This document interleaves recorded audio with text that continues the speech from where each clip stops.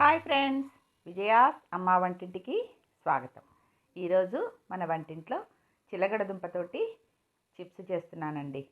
చిలగడదుంప chips చాలా చాలా టేస్టీగా ఉంటాయండి.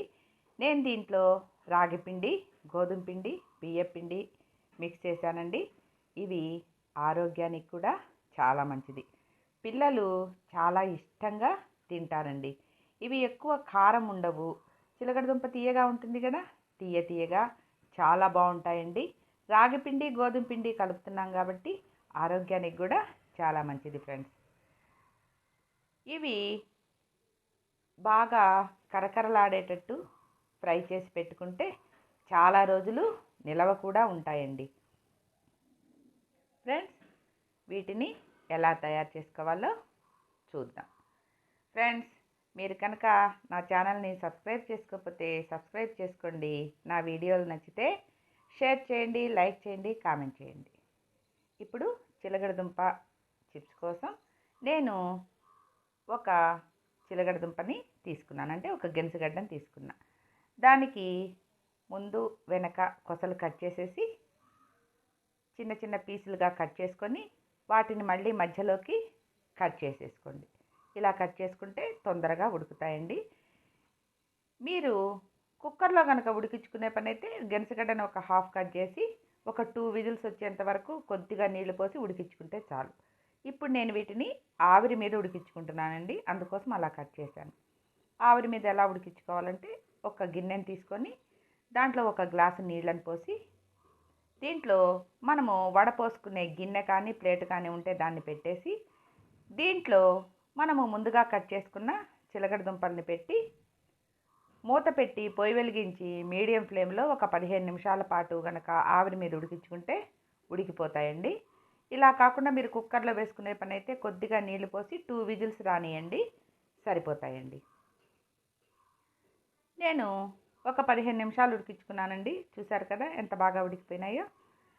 ఇలా బాగా మెత్తగా ఉడికిన చిలగడదుంపల్ని పైన ఉండే తొక్కునంతా తీసివేసి వీటిని మనము చల్లారబెట్టుకోవాలండి. ఇప్పుడే ఉడికాయి కదా, వేడిగా ఉంటాయి.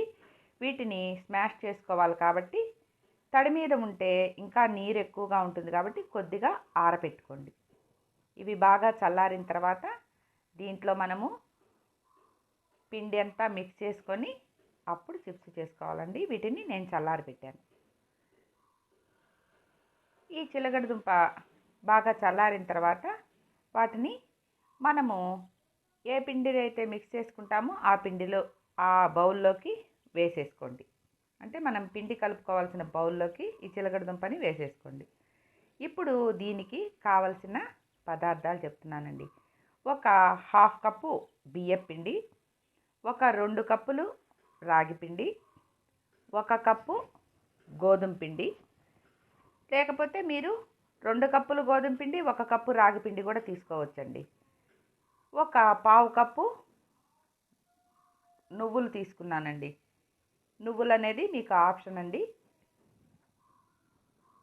ఇప్పుడు గెనుసుగడ్డ బాగా చల్లారిపోయిందండి. చల్లారిపోయిన దాన్ని మీరు స్మాషర్తో కానీ గరిటెతో కానీ దాన్ని మెత్తగా స్మాష్ చేసుకోవాలండి. మిక్సీలో మాత్రం వేసుకోవద్దండి, మిక్సీలో వేసుకుంటే లూజ్ వస్తుందండి. ఇట్లా నేను చేతితోటి చిలగడదుంపనంతా మెత్తగా స్మాష్ చేసేసానండి. ఇప్పుడు దీంట్లో మనం ముందుగా చూపించాం కదా పిండ్లు, ఆ పిండ్లన్నీ వేసుకోవాలండి. 2 కప్పులు రాగి పిండి, 1 కప్పు గోధుమ పిండి, ఒక హాఫ్ కప్పు బియ్యం పిండి, ఒక పావు కప్పు నువ్వులు వేసేసుకొని వీటన్నిటిని బాగా కలుపుకోవాలండి. నువ్వుల్ని వేయించుకోక్కర్లేదండి, పచ్చి నువ్వులు వేసుకుంటే చాలు, డీప్ ఫ్రైలో వేగిపోతాయి. ఇవన్నీ బాగా కలిసిన తర్వాత దీంట్లో కొద్దిగా వాముని తీసుకొని అరచేతిలో వేసుకొని కొంచెము నలిపి ఈ వామును కూడా వేసేసేయండి. చిలగడదుంప గడ్డ కూర కదా, అందుకోసమని వాము వేసానండి. చిన్నపిల్లలు తిన్న ఆరోగ్యానికి మంచిది. దీంట్లో 1 టేబుల్ స్పూన్ కారము, ఒక హాఫ్ టేబుల్ స్పూన్ ఉప్పు వేసానండి. ఉప్పుని చూసుకొని వేసుకోండి. ఇవన్నీ బాగా కలిసేటట్టుగా కలుపుకోండి. దీంట్లో మీరు చిప్స్ కరకరలాడడానికి 2 టేబుల్ స్పూన్లు నూనె కానీ నెయ్యి కానీ వేడి చేసి ఆ వేడి వేడి ఆయిల్ని ఈ పిండిలో వేసుకొని బాగా కలుపుకోండి. మీ దగ్గర బటర్ ఉన్న వేసుకోవచ్చండి. నేను నూనెను వేసుకున్నానండి. 2 టేబుల్ స్పూన్లు నూనెను వేడి చేసి వేసుకున్నాను.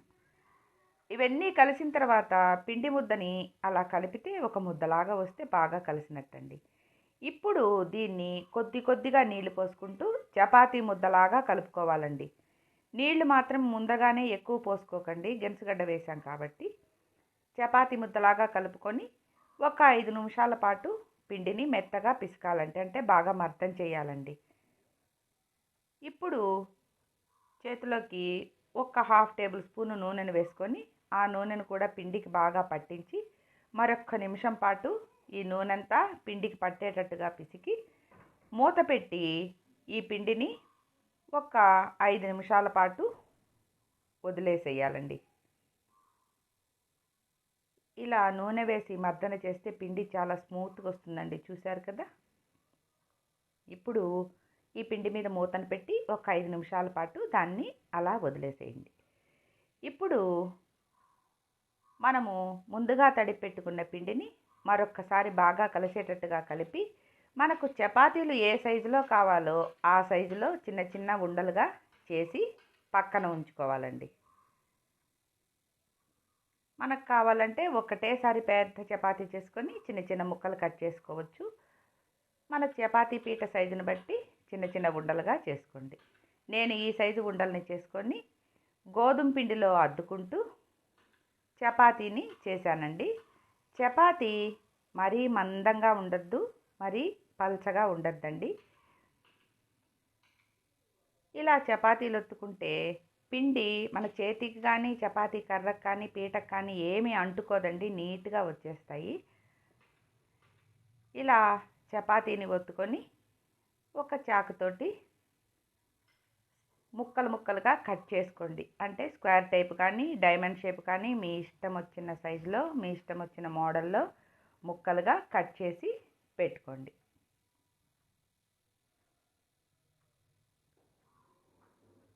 నేను చాకుతోటి డైమండ్ షేప్లో ముక్కలన్నీ కట్ చేసి ఉంచుకున్నానండి. ఈ విధంగా అన్ని చపాతీ ముద్దల్ని కూడా చపాతీలు చేసుకొని ఒక్కసారి ముక్కలుగా కట్ చేసి పెట్టుకుంటే మనం డీప్ ఫ్రై వేసుకునేటప్పుడు త్వరగా వేసేసుకోవచ్చండి. ఇలా అన్నీ ముక్కలుగా కట్ చేసి పెట్టుకున్న తర్వాత డీప్ ఫ్రై చేసుకుందాం. ఈ ముక్కలన్నిటినీ ఒక బౌల్లోకి తీసేసుకోండి. ఈ ముక్కలు ఒకదాని మీద ఒకటి పడినా కానీ అతుక్కోవండి.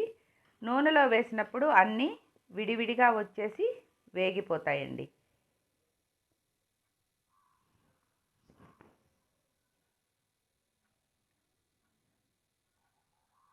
ఈ విధంగా మనము చపాతీలన్నిటినీ ఒత్తుకొని ముక్కలుగా కట్ చేసి ఉంచుకోవాలండి.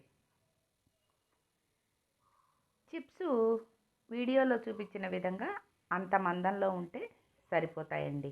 మరీ పలుచగా ఉంటే తొందరగా మాడిపోతాయి. ఈ విధంగా అన్ని చపాతీలని చిప్స్ లాగా తయారు చేసుకొని ఒక బౌల్లోకి తీసుకోండి. ఇప్పుడు పొయ్యి వెలిగించి బాణలు పెట్టి డీప్ ఫ్రైకి ఆయిల్ పోసుకొని ఆయిల్ బాగా వేడెక్కిన తర్వాత పొయ్యిని మీడియంలో పెట్టుకొని మనం ముందుగా తయారు చేసుకున్న చిప్స్ అన్నిటినీ ఒకదాని తర్వాత ఒకటి ఆయిల్లో వేసుకోండి. ఒక్కసారి గట్టిగా ఎత్తేసారనుకోండి కాగిన నూనె చేతి మీద పడవచ్చు. నిదానంగా వేసుకోండి. చూశారు కదా ఫ్రెండ్స్, నూనెలో వేయంగానే చిప్స్ ఎంత చక్కగా పొంగాయో. ఇవి కరకరలాడేటట్టుగా వేయించుకోవాలి. దీంట్లో రాగి పిండి వేసున్నాం కాబట్టి ఇవి బ్రౌనిష్ కలర్లో వస్తాయండి. అందుకని గమనించుకొని వేయించుకోండి.